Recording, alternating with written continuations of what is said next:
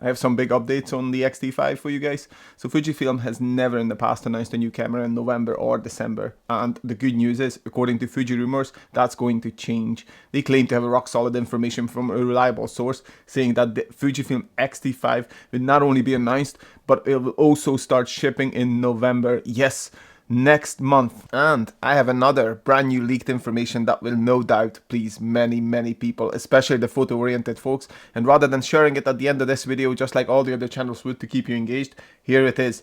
So the X-T5 will go back to having a 3-way tilt screen just like the X-T3 has. Now I think with this move Fuji is just trying to push the hardcore X-T2 or X-T3 owners who love their tilt screens to upgrade. I know many of you guys just for this one reason alone didn't upgrade to the X-T4 or to any of the new XH cameras. Talking about going back to what worked in the past, I would add here that we're likely to see a movement back to having the much loved and sadly missed metering dial right below the shutter dial. And of course we'll still have a dedicated video mode option built in just below the ISO dial, most likely, which will split the video menu, meaning once you're in video mode you only get to set video settings, and the same goes for stills. If this quite significant change is not enough for you, to further improve the photography experience, we will also get the upgraded viewfinder, jumping from 3.68 million dots with 100 frame per second refresh rate, this is what we have on the X-T4, to having an amazing 5.76 million dots OLED electronic viewfinder with larger magnification and a 20% faster 120 frame per second refresh rate. And we haven't even talked about the brand new 40 megapixel sensor, which will in many ways even beat Fuji's best APS-C camera to date, the X-H2S.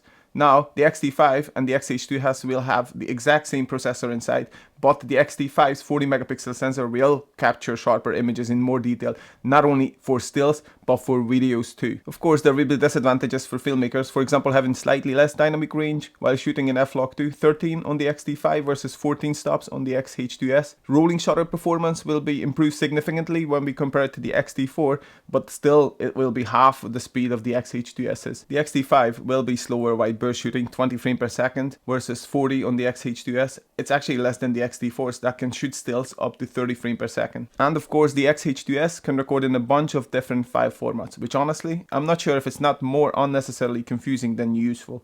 Having less options on the X-T5 will still be plenty enough. Now in one area, the X-T5 may be beating the X-H2S's filmmaking ability, and that's the possible 8K recording option. It will give us sharper images and the ability to crop in a ton without losing quality. Furthermore, I don't see any reason not to include the pixel shift mode in the X-T5. This is going to be the exact same thing what we have on the X-H2. Basically the camera will take 20 pictures while moving a half a pixel in between shots to create a 160 megapixel image. This is meant to be amazing for landscape or art photography, basically anything stationary, while the camera also sits on a tripod. Now just a reminder, this feature isn't done internally in camera, but you have to use Fuji software on your computer.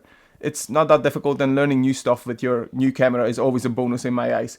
Every day is a school day for the wise. So with the new sensor and the new processor, Fuji was able to cure one of their biggest diseases, that is their autofocusing system. Yes, this is going to be the biggest improvement of all. The sunny light, super sticky autofocus that can finally track not only human eyes to perfection, but also animals and other objects too, even in a low light scenario. The autofocus on the X-T5 will be light years ahead of the X-T3s or the X-T4s. Now this is not a rumor anymore, we have seen all the test footages from the X-H2 and the autofocus is finally good AF. But unfortunately when it comes to shooting in low light, we'll still have to use fast primes just like before, because the X-T5, even with a much better computer inside, will still be very similar to the X-T3 or the X-T4 in terms of low light performance. But I feel like that's something we can live with, especially now that there are a bunch of great quality super fast third-party prime lenses available on the cheap, just like the Sigma 56mm.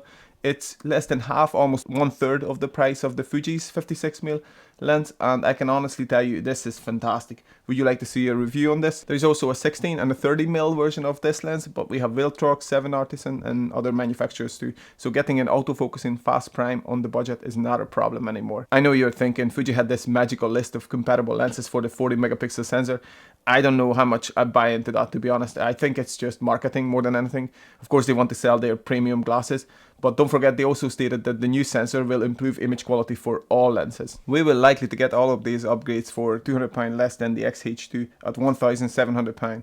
Now that's what I call a great move. We can all agree Fuji's killing it in 2022, but are you going to get the X-T5? And most importantly, is it going to come in silver? As always, thank you for watching this video to the end. If you enjoyed it, I don't have to list the ways you can return the favor. Thank you so much and see you in the next one.